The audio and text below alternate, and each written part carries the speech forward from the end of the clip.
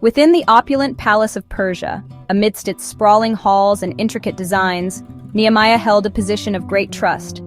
He served as King Artaxerxes' cupbearer, a role demanding both loyalty and discretion. Each day, with meticulous care, he tasted the king's wine, ensuring its safety. This was more than just a job. It was a sacred duty, protecting the king from harm, a job demanding unwavering loyalty and the utmost integrity. Nehemiah understood the weight of his responsibility. Though he lived in comfort, surrounded by the riches of the Persian Empire, Nehemiah's heart remained with his people, his true home, in Jerusalem. He never forgot his roots. One fateful day, his brother Hanani arrived from Judah, bearing troubling news that would shake Nehemiah to his core. Jerusalem's walls, once mighty and protective, were now broken and crumbling. Its gates, symbols of strength and security, were burned to ashes, and its people, his people, lived in shame, constant fear, and unimaginable danger. They were vulnerable and exposed. The city, once a vibrant symbol of faith and hope, now lay in ruins, a testament to devastation and despair. Nehemiah was utterly devastated by the news.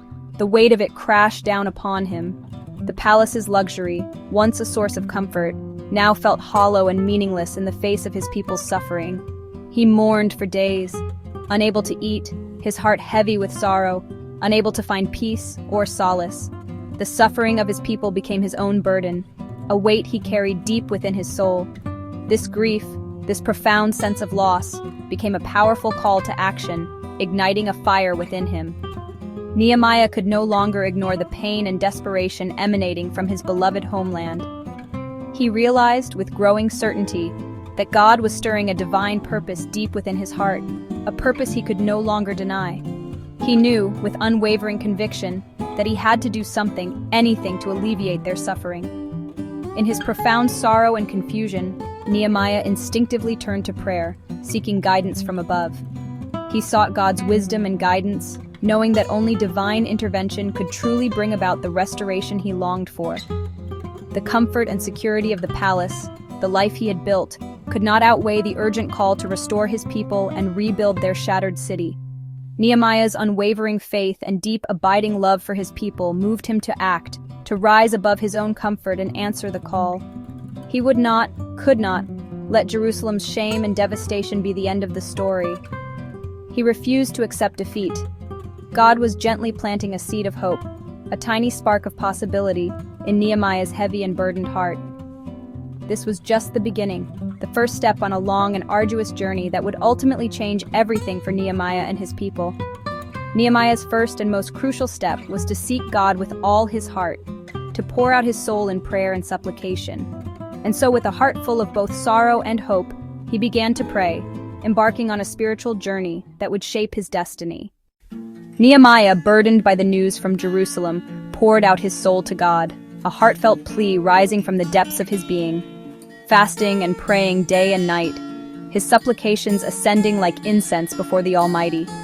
He began with praise, acknowledging God's sovereignty and majesty, remembering God's faithfulness throughout history, a testament to his unwavering love and power, recognizing the boundless strength that resided in the divine. Nehemiah confessed his own sins, acknowledging his imperfections and shortcomings and those of his people, interceding on their behalf with humility and remorse, taking responsibility for their failures, bearing the weight of their transgressions upon his own shoulders. He recalled God's promise: if the people returned to him with repentant hearts, he would gather them back from the nations, restoring them to their land. Holding on to hope, clinging to the assurance of God's unwavering commitment, Nehemiah asked God for favor, seeking divine intervention in the affairs of men as he prepared to approach the king. Knowing that the fate of his people rested in the balance, he prayed, "Give your servant success today, O Lord, by granting him favor in the presence of this man, entrusting his destiny to the hands of the Almighty." Nehemiah knew he needed God's help, recognizing his own limitations and the magnitude of the task ahead, to do the impossible, to overcome seemingly insurmountable obstacles. His prayer was honest and humble, a genuine expression of his heart's deepest desires, and bold, a testament to his unwavering faith in the power of prayer. He trusted God, placing his complete reliance on the divine will to keep his promises.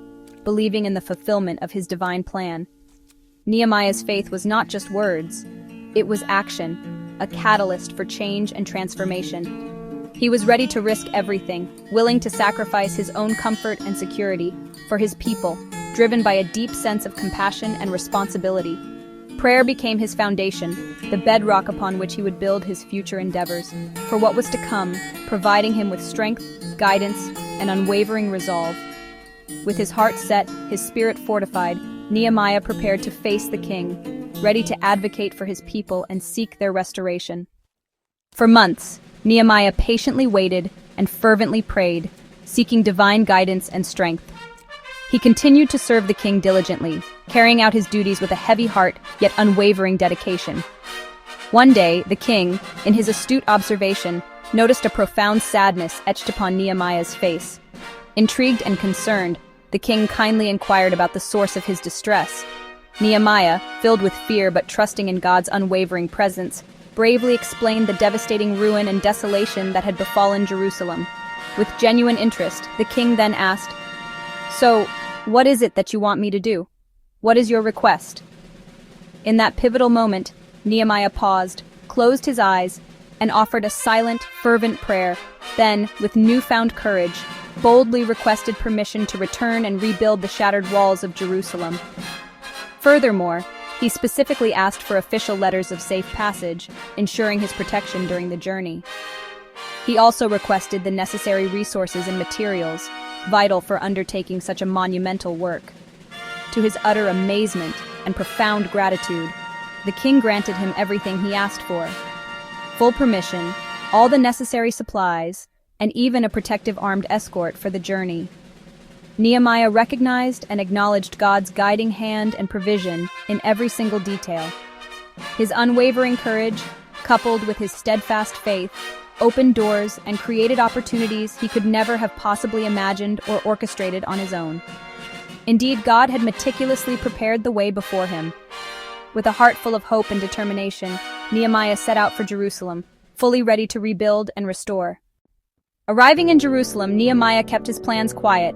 For 3 days he observed and listened, seeking God's guidance. Then at night he inspected the ruined walls in secret. He saw the devastation firsthand. The broken gates, the piles of rubble. The task was overwhelming, but his resolve grew stronger. Nehemiah understood the challenge and counted the cost. He knew leadership began with understanding the problem. His secret ride gave him credibility and clarity. Nehemiah was ready to inspire others, having seen the need himself. The foundation for rebuilding was set in the darkness. Nehemiah gathered the leaders and people of Jerusalem. He spoke honestly about the city's ruin and their shared shame. Then he shared how God and the king had provided for them. Hope sparked in the crowd. Inspired by Nehemiah's faith, the people united. "Let us start rebuilding," they declared. Everyone took responsibility: priests, goldsmiths, officials, and families. Side by side, they worked to restore the walls. Ordinary people, united in purpose, became a force for change. Their shame turned to joy as they rebuilt together. Nehemiah's story shows that with faith, courage, and unity, nothing is impossible. Broken walls and broken spirits can be restored.